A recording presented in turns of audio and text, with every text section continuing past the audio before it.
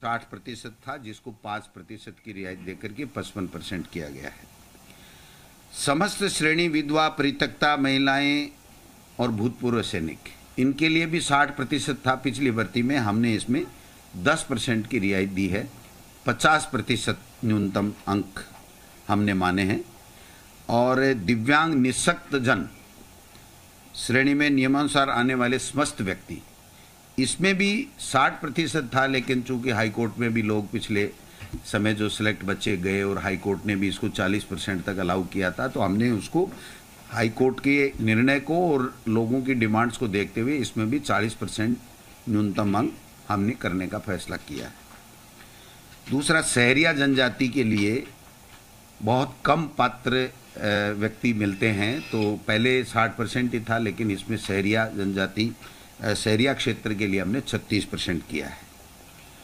दूसरा जो एक मुद्दा रहता था कि जो 50% अंक न्यूनतम जो स्नातक है, तो वो स्नातकोत्तर या स्नातक में बीएड करने वाले जो बच्चे हैं उनको भी हम लोग अलाउ कर से हैं। एनसीटी की जो 13 नवंबर 2019 की जो गाइडलाइन थी उसकी पालना करते हुए हमने पहले अगर स्नातक में 50 नहीं है, स्नातकोत्तर में कितने भी हैं, तो वो नहीं बीएड ये रीट दे पाता था। अब उसमें कर दिया गया, दोनों में से किसी भी में भी अगर वो 50% है तो वो भाग ले सकता है रीट के अंदर।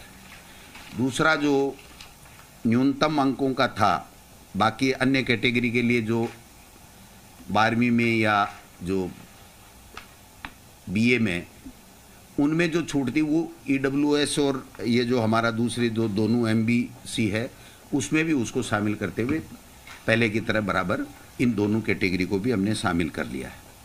वाणिज्य जो विषय था उसकी काफ़ी समय से मांग उठ रही थी और उसको शामिल पहले नहीं किया जा रहा था। अब हमने इसको सोशल स्टडी L2, जो L2 का होगा हमारा बीएड किया हुआ व्यक्ति, तो वो उसमें सोशल स्टडी के अंदर हम उसको बीएड वाले को भी पात्र मान रहे हैं।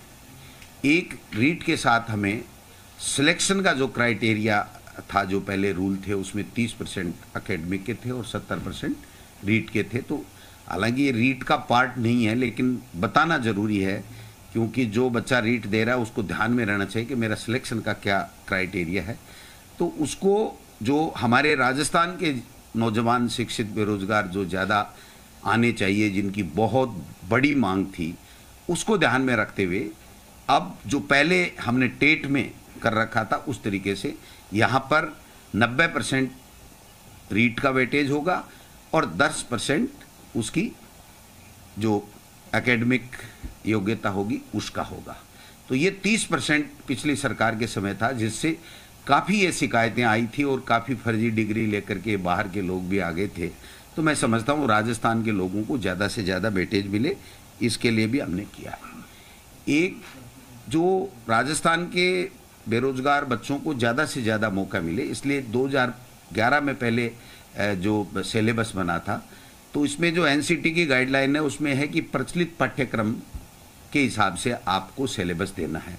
तो हमने दोबारा से सिलेबस तैयार करवाया माध्यमिक शिक्षा बोर्ड की टीम से, और उस सिलेबस में हमने राजस्थान को, जहाँ जहाँ हमारी पुस्तकों में राजस्थान है वहाँ पर राजस्थान को सबसे ज़्यादा, राजस्थान की भौगोलिक परिस्थिति, संस्कृति आदि चीज़ों को हमने भूगोल, इतिहास, कला, संस्कृति सबको वेटेज देते हुए सिलेबस का निर्माण किया है। और जो सिलेबस है वो भी हम रीट के साथ या 1-2 दिन में जो भी माध्यमिक शिक्षा बोर्ड उचित समझेगा तो उसमें वेबसाइट में साथ में लगा देगा, जिससे वो बच्चे अपना अध्ययन कर सकते हैं।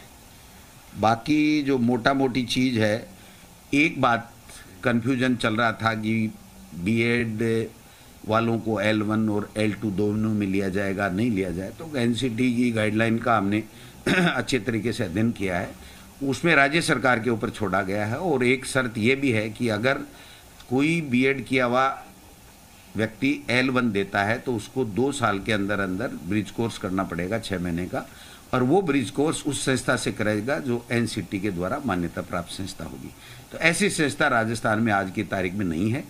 और बीएड के बच्चों को चूंकि फर्स्ट ग्रेड में, व्याख्याता में, सब में मौका मिलता है, तो बीएसटीसी के बच्चों को केवल L1 में मौका मिलता है। तो जब राज्य सरकार का क्षेत्राधिकार पे उनके विवेक के ऊपर छोड़ा गया, तो इसलिए राज्य सरकार ने दोनों वर्गों का ध्यान रखते हुए बीएसटीसी के बच्चों का वो जो डीएलईडी जिसको बोलते हैं उसका भी ध्यान रखा है और बीएड वालों का भी ध्यान रखा है। तो L1 है उसमें केवल डीएलईडी यानी बीएसटीसी के बच्चे आएंगे और L2 में बीएड वाले बच्चे आएंगे।